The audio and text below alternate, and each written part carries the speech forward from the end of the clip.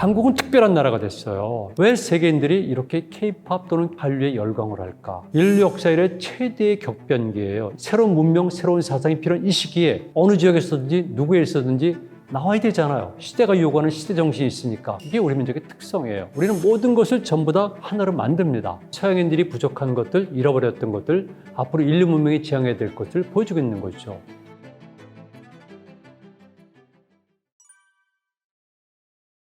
저는 캐대원에 관해서 최근에 여러 곳에서 발언을 많이 했거든요. 캐대원이라든가 K-팝은 독특한 현상이라고 봐요. 그래서 첫 번째 이 현상을 현대적 관점에서 보면은요, 우리 세대나 아니면 조금 아래 중년 세대들이 가지고 있는 우리 민족에 대한 평가와 젊은 세대들이 가지고 있는 평가는 다릅니다. 그들은 해외 나가서도 전혀 주눅이 들질 않아요. 그들의 의식 속에서는 그늘이 없습니다. 그러니까 자신 있게 우리 거를 세상에 드러낼 수가 있는데요. K-팝 중에서도 조선팝이라는 것도 요즘 많이 젊은이들이 좋아하잖아요. 그래서 이거는 전적으로 최근에 들어서 우리가 경제적 성장을 통해서 자신감을 갖고 그 자신감을 바탕으로 새로운 것이 나왔다 이렇게 보고요. 그러나 그 근저를 얘기해 되면 아무래도 역사학자니까 저는 우리 민족의 기본 정신이 세계관이 그것이라고 봐요. 제 전공 분야이기도 하고요. 그래서 조선조는 예외로 하지만 그 전까지 우리 민족을 보면은 8+알파의 길을 통해서 들어왔고 그것을 우려냈듯이 모든 것을 조화롭게 하는 성격이 있어요. 고구려도 대단히 뛰어난 문화 국가거든요. 사람들은 신라 문화가 뛰어났다, 백제 문화가 뛰어났다 그러는데 그거는 고구려를 몰라서 그러는 거예요. 고구려 문화가 정말 뛰어났고 제가 고구려 문화국가수를 주장을 했는데요. 당시 동아시아 세계에서 고구려 문화는 높이 평가됐던 사료들의 기록이 있습니다. 거기에 비해서 백제나 신라는 안 나오죠. 그만큼 고구려 문화는 뛰어난데 고구려 문화는 우리가 알고 있는 전통 신앙도 있습니다만은 북방 초원유목 문화 계통들이 들어오잖아요. 실크로드를 통해서 중앙아시아 문화도 들어와요. 그래서 고구려는 고구려 춤이나 악기나 기예라고 그러죠. 서커스 이런 것들은 매우 뛰어난데 고구려는 38가지 악기가 있었거든요. 근데 그중에 상당히 많은 부분은 현재 중앙아시아, 서아시아랑 직결되고 있어요. 고구려 춤은 워낙 유명해요. 그래서 고구려는 더군다나 큰 나라가 되다 보니까 생태 환경이 다양해지잖아요. 당연히 그 속에는 직접적인 우리와 같은 동일한 종족도 있지만 반개 종족들도 있잖아요. 생태 환경이 다르면 의식주가 달라지잖아요. 신앙도 달라지고. 이들을 한꺼번에 포용해가지고 큰 나라를 만든 거죠. 그리고 그렇게 되는 과정 속에서 정복과 피정복, 갈등과 투쟁이 아니라 조화롭게 했다는 것이죠. 이게 저는 조화합일이라고 보고요. 이것은 원래 단군 신화에서 보듯이 단군과 조선은 실제했지만 신화는 신화입니다. 그 신화적에서 보듯이 거기서는 끊임없이 제가 삼의 논리라고 부르는 조합일을 지향하고 있는데 이렇게 원조선을 계승했던 고구려 입장에서는 이런 것도 활용했고요. 이게 우리 민족의 특성이에요. 우리는 모든 것을 전부 다 하나로 만듭니다.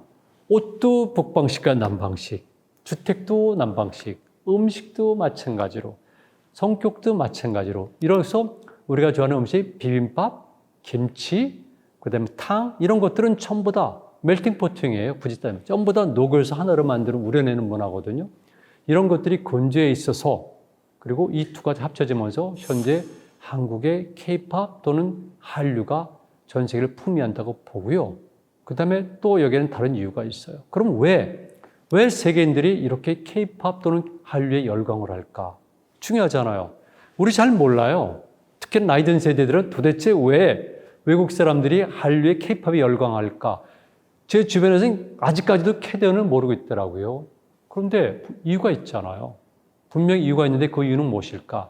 당연히 춤 자체나 음악 자체가 역동적이고 재미있고 화려해요. 그러나 그 속에 무엇인가 있죠. 그게 바로 전 중요하다고 봐요. 우리 민족이 가진 역동성이 드러나 있어요. 춤 사이도 다른 거죠. 뭐 다른 거죠. 우리가 K-팝도 떼창이라는 것도 제가 보기엔 옛날에 판소리라든가 마당굿이라든가 똑같아요. 다 이런 것들을 볼 때 직접 연관이 돼 있다. 그리고 이제 제가 주목한 거는요. 바로 현대 문명이에요. 예전엔 중국 문화가 전 세계를 휩쓸었고 유럽 문화 휩쓸었어요. 일본도 아시겠지만 18세기부터는 본격적으로 유럽에 영향을 주고요. 우리가 그토록 좋아하는 그 인상파, 임프레시브죠. 이런 것들. 그 다음에 도자기. 이것 전부 다 일본 문화예요. 그만큼 일본은 그때부터 최근에 들어서는 미야자키 하야오의 이런 애니메이션, 생태 애니메이션 등등이까지 일본 문화가 서구인들을 굉장히 충족시켰고 서양인들은 거기서 뭔가 메시지를 찾았거든요. 이게 생태예요. 근데 이제는 우리죠. 왜냐하면 우리가 가지고 있는 한류를 통해서 보여주는 여러 가지 것들이 서양인들이 부족한 것들, 잃어버렸던 것들, 앞으로 인류 문명이 지향해야 될 것을 보여주고 있는 거죠. 저는 많은 얘기를 할 수가 있어요. 그런데 그냥 단적으로 얘기하게 되면 우리는 말 그대로 공동체적 정신이 아직은 살아있어요. 그리고 이 공동체라는 것은 인간과 인간만의 문제가 아니라 우리는 인간과 자연과의 관계도 아직은 하나로 봐요. 우리가 하늘을 얘기하고 꽃을 얘기하고 모든 걸 하나로 했을 때 이거는 일본도 좀 달라요. 일본의 생태와 우리는 달라요. 일본의 집단주의와 우리의 공동체의식은 달라요. 중국은 뭐 워낙 다르지만 그리고 이렇게 자연과 해빌도 미야자키 하야오의 작품에서 나오는 또는 일본의 생태학에서 나오는 것처럼 그런 것과 달리 우리는 말 그대로 너무나 자연스럽게 모든 것을 하나로 연결되어 있고 그리고 하나라는 그런 자식이 강하거든요. 이런 것들이 인류가 지금 잃어버렸던 것이죠. 더군다나 아시겠지만 지금은 말 그대로 통신, 인터넷이 발달하고 거기에 따라서 AI가 활동되다 보니까 이제는 인간과 인간 간의 접촉이 사라지고 있어요.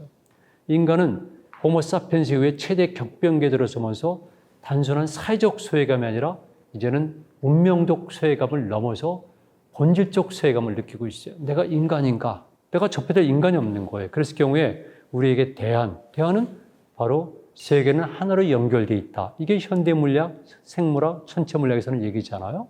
이런 것들을 지금도 구현하고 있는 문화가 어딜까?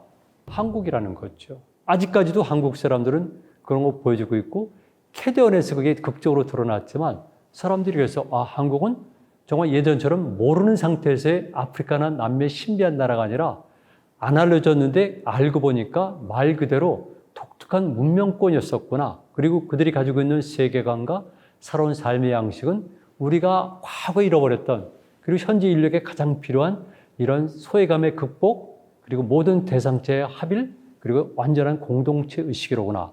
이런 것을 찾는 거죠. 그러다 보니까 저는 서양 사람들이 K-팝 또는 한류에 열광한다고 봐요. 저는 현장에서 확인해요.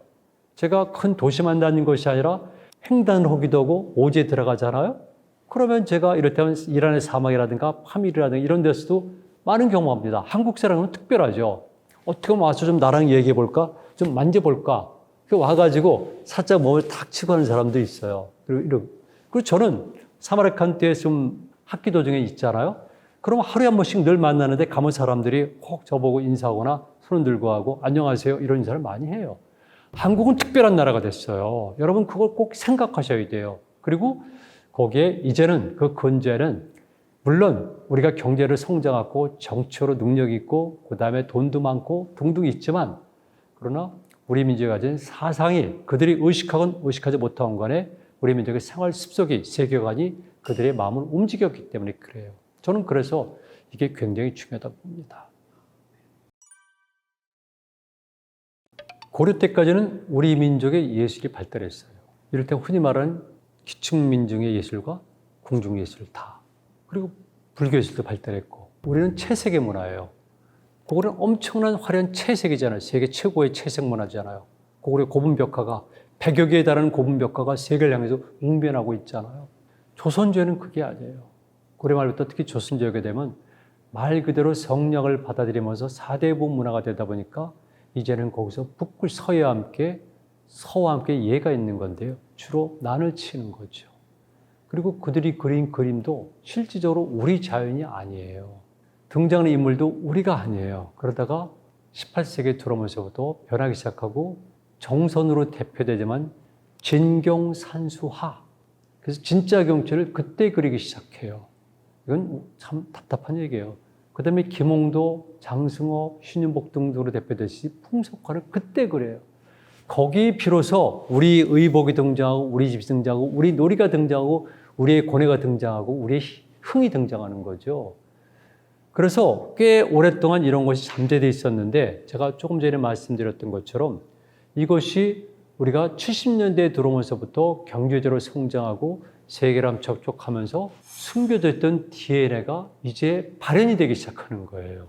제가 늘 말씀드렸지만은 이렇다면 우리 민족은 신기가 많다. 그리고 그것이 발전하는 활기가 있다. 그러나 지나치면 광기가 된다. 그럴 정도로 올해는 굉장히 거의 강하고요. 이게 고대에도 중국의 사세 보면 그런 인물들이 나와요. 그리고 우리 민족이 원래 놀기 좋아하는 겁니다. 제가 이 한국이란 책 있잖아요. 여기 상세히 분석했고, 이거는 말 그대로 구한말에 외국 사람들, 특히 서양인들이 한국에 들어와서 쓴 기록들을 분석한 내용이에요. 여기도 보면 한결같은 것은 한국 사람들은 예의범절, 잘생기고 머리가 좋다 이런 것도 있지만 한국 사람들은 흥이 많아서 놀기를 좋아한다는 거예요. 원래 우리가 그런 겁니다. 그런데 조선조에 상당한 기간 동안 억압되어 있다가 이제 와서 비로소 우리는 지금 젊은 세대들이, 우리가 아니라 젊은 세대들은 어디서나 가가지고 활달하게, 제가 보면 당황스러울 정도로 저래도 되나 할 정도로 어디 가서나 자신감 있게 팍팍팍 펼치고 있는데, 이런 것들이 바로 이제 과거에 있었던 DNA가 대화되는 거라고 보는 겁니다. 우리 오랫동안 잠재되어 있습니다. 그러니까 지금 진경산수화라든가 풍속화에서 뽑는 것이 아니라 그 전에 있었던 우리 민족의 역동성과 신기와 활기, 찬란했던 다양했던 문화, 이것이 다시 르네상스 됐다고 보면 되는 겁니다. 조선말에도 구한말에도 외국인들이 그랬듯이 우리는 어디서나 사람들이 공보기를 좋아해요. 첫 번째는 조선조에서는 과거 때문에 그렇습니다. 과거에 합격해지만 사람다운 삶을 살 수가 있었어요. 그래서 전국에 서원과 향교가 발달했고요. 그리고 우리나라는 독특하게도 여러분들의 통념과는 달리 일반 서민, 백성들도 공부를 할 수가 있었어요. 그러니까 당연히 우리는 그런 열이 있는 거죠. 그런데 저는 그 이전부터 거슬러 올라가거든요. 우리는 사실은 글자가 없었습니다. 세종대왕께서 한글을 창제하셨지만 그 전까지는 글자가 없었잖아요. 그런데 저는 이것이 역으로 어떤 문제를 일으키냐면은 국수실 사람들은 한자란 외국 글자를 받아들여가지고 그 고정화된 틀 속에서만 자신을 표현했던 거거든요. 그런데 나머지 사람들은 글자가 없다 보니까 산물과 사건을 자유롭게 보고 자기식의 표현을 해요. 즉 해석의 자유가 있고 표현의 자유가 있고, 이것은 창작 또는 창조 능력이 되는 거죠. 우리는 더군다나 알타여 계통이잖아요. 그리고 구어체를 쓰게 되면 온갖 말을 다 쓸 수가 있어요. 그리고 훈민정음, 즉 한글이 만들어진다면 어떤 말들도 글자를 표현할 수가 있어요. 그러다 보니까 특히나 그 위에는 우리가 가진 창작력은 굉장히 축적되어 있는데, 이건 전적인 제 이론인데요. 글자를 일단 만들어지게 되면요, 생성 변형이 불가능해요. 신화도 이미 단군과 조선에 관한 신화는 오래전부터 있었던 거죠. 한 실체가 있고 한 위대한 인물이 있으면 당연히 신화가 표현이 되는 겁니다.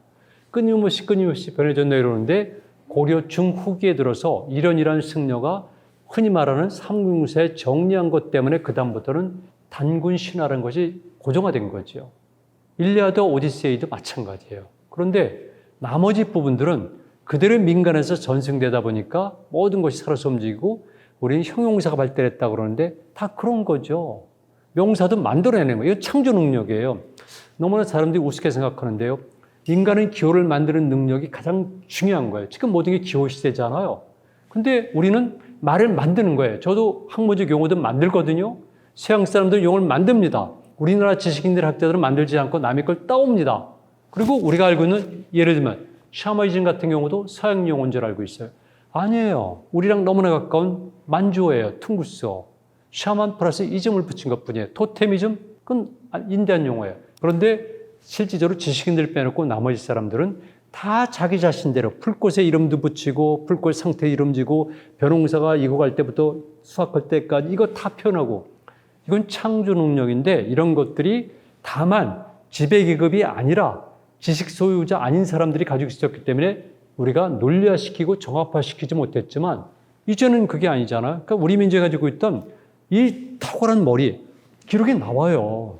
이 능력들이 또는 창조 능력들이 지금 개화가 돼서 폭발되기 때문에 지금 알고 있는 엄청나게 빠른 시간에 비약하고 발전한 거죠. 당연히 K-팝이라든가 한류라든가 등등도 이제는 고급 문화, 이럴 때면 시라든가 소설이라든가 철학이라든가 역사 이론들, 이런 것들도 이젠 우리식으로 해서 세계에 널리 알릴 때가 온 것이죠. 달라졌습니다, 세상이. 인간이 가지고 있는 모든 생각과 행위는요, 반드시 철학적 배경이 있어요.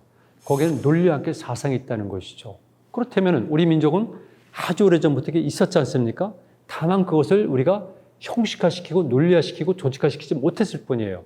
그래서 우리는 민속이라든가 무속, 무교라는 이름을 있었지만 또는 풍류라는 이름도 있었지만 그런데 실제로는 있었던 거예요. 지금도 마찬가지예요. 그런데 지금 K-팝, 한류 이런 것들이 세계로 나갈 때는 반드시 제가 말씀드렸듯이 여기는 로직, 논리가 있고 사상이 있지 않습니까? 그렇다면 이제는 풀어내야 돼요.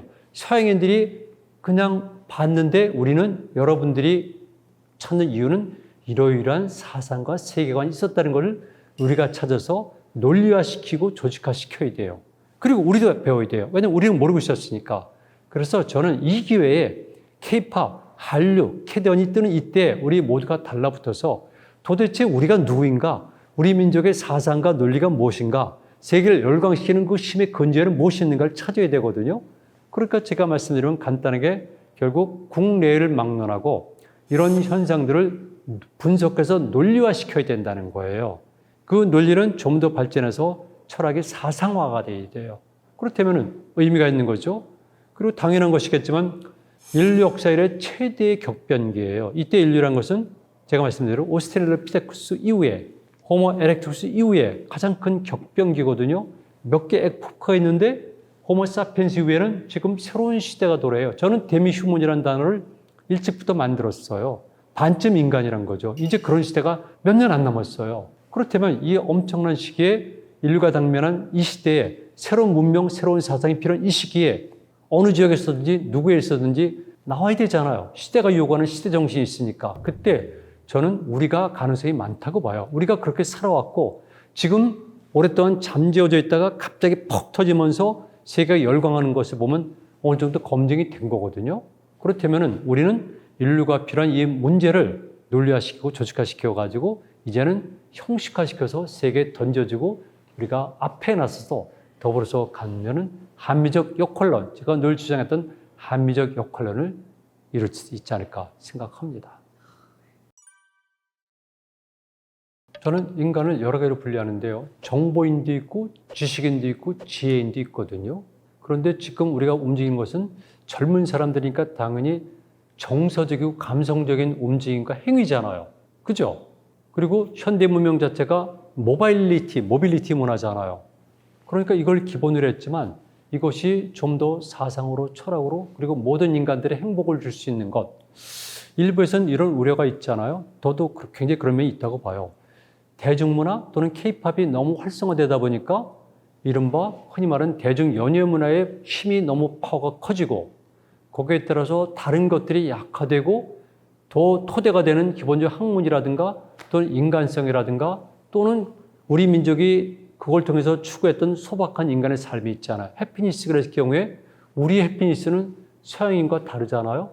이런 것들을 우리가 찾아서 같이 동반해 가야 되는데 지금 이대로 놔두게 되면 정말 질주하는 것이죠. 자본의 논리, 가장 최고의 테크닉, 그다음에 심지어는 국가 사회의 어떤 이까지 결부된 이런 식으로만 나가게 되면 한류는 꺼지게 돼요.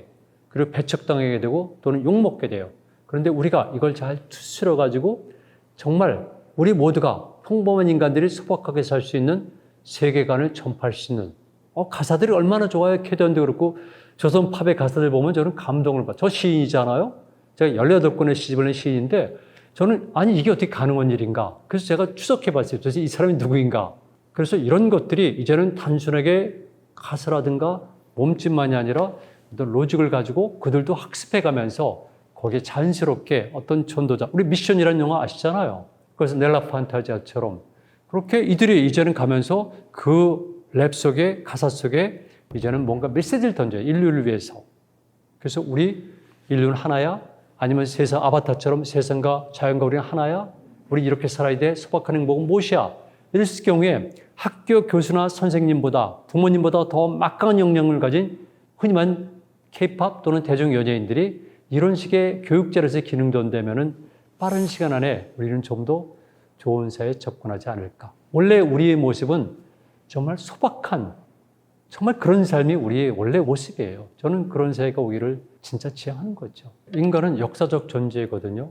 과거부터 현재를 거쳐서 미래를 지향되는 겁니다. 그런데 특히나 현대사에서 전 세계를 막론하고 전부 다 당대적 사고라고 그러는데요.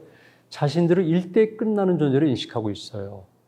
과거가 있었고 미래가 있거든요. 그렇다면 우리는 과거의 삶을 존중해서 더 많은 지혜를 보고요.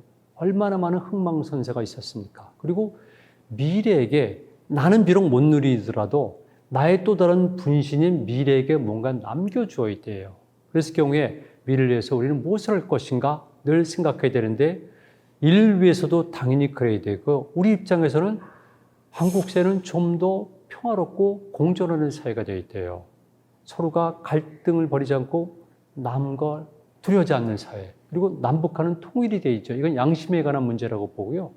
그리고 가능하면은 국가가 국가 간의 관계는 어쩔 수 없이라도 경쟁 관계가 되고 때로는 침략과 피침략 관계가 될 수가 있어요. 그렇다면 우리는 중국과 러시아와 일본이라는 초강대국을 놓고 있어요. 그렇다면 이를 위해서라도 우리는 국력을 모으지 않으면 안 된다는 겁니다. 정치, 경제, 군사, 문화 그리고 마음의 힘까지 모아서 힘을 길러야 되죠. 그리고 남은 생을 행복하게 보내시지만 새로운 미래 세대들에게도 우리는 꼭 행복함을 남겨줘야 됩니다. 이것이 역사학자로서 제가 바라는 바 있죠.